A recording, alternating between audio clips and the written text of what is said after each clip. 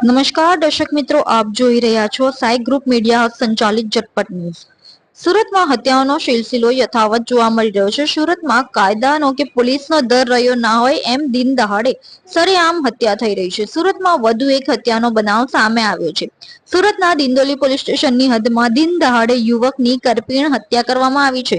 Dindoli police સ્ટેશનની હદમાં ભેસ્તાન આવાસમાં 32 વર્ષીય આબિદ સલીમ શાહની હત્યા કરવામાં આવી છે। ઉધના 9 નંબરના રોડ પર રહેતા આબિદ બપોરના સમયે ભેસ્તાન આવાસ ખાતે નાસ્તો કરવા બેસેલો હતો, ત્યારે 3 થી 4 જેટલા માથાભારે ઈસમોએ આવી ચપ્પુ તથા અન્ય તીક્ષ્ણ હથિયાર વડે આબિદ પર હુમલો કર્યો હતો, જેમાં ઉપરા છાપરી ઘા મારતા આબિદનું ઘટના સ્થળે જ મોત નીપજ્યું હતું। ઘટનાની જાણ થતા પોલીસ કાફલો ઘટના સ્થળે પહોંચ્યો હતો, જે આબિદના મૃતદેહને પીએમ અર્થે નવી સિવિલ હોસ્પિટલ ખસેડવામાં આવ્યો હતો। તો આ સમગ્ર મામલે મૃતક આબિદના સંબંધી શું કહે છે તે જાણીએ। जी आपका मेरा नाम है सद्दाम जब्बार शाह। जिसके साथ ये घटना हुई उसका नाम है उसका नाम है आबिद सलीम शाह। वो कहाँ का रहने वाला है? क्या घटना? उधना 9 नंबर रोड पे, उधना 9 नंबर पे।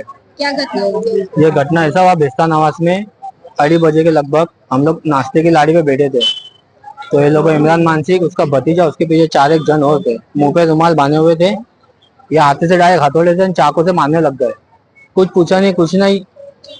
वो ऐसी है लुक्कागिरी है, पीछे 50-50 गाड़ियां लेके घूमता है और कोई से भी पैसा मांगता है गरीबों से, कोई से भी गरीबों से पैसा मांगता ही है।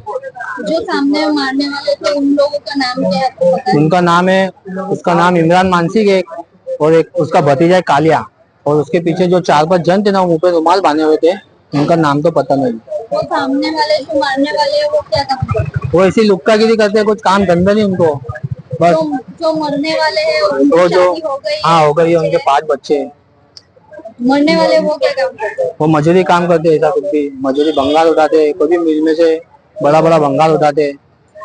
ये जो मारने वाले थे वो क्या कुछ पुरानी दुश्मनी वगैरह? कोई दुश्मनी नहीं, इनकी कोई दुश्मनी थी। आया 1 महीना पहले आया था पैसा मांगने के लिए, तो आबिद भाई ने कुछ पैसा वैसा दिया नहीं, तो इनकी समाधान भी हो गया था बीच में। फिर अभी 1 महीने बाद ये अभी पहला बनाव बनाया लोगों ने। जी अभी आपकी मांग? मेरी मांग तो यही है, इंसाफ चाहिए सिर्फ उनके बच्चों लोगों को, हमको।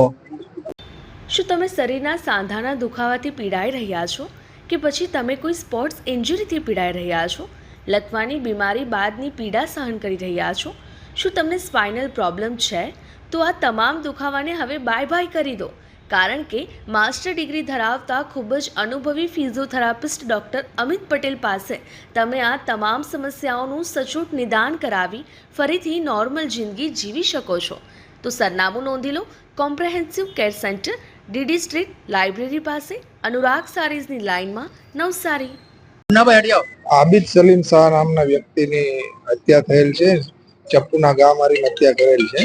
હાલ અમે ફરિયાદ લેવાની કાર્યવાહી ચાલુ છે। 3-4 નામ આવેલા છે, એ વેરીફાઈ કરી ફરિયાદ લઈ અને આરોપીને ઝડપી ધરપકડ કરવામાં આવશે।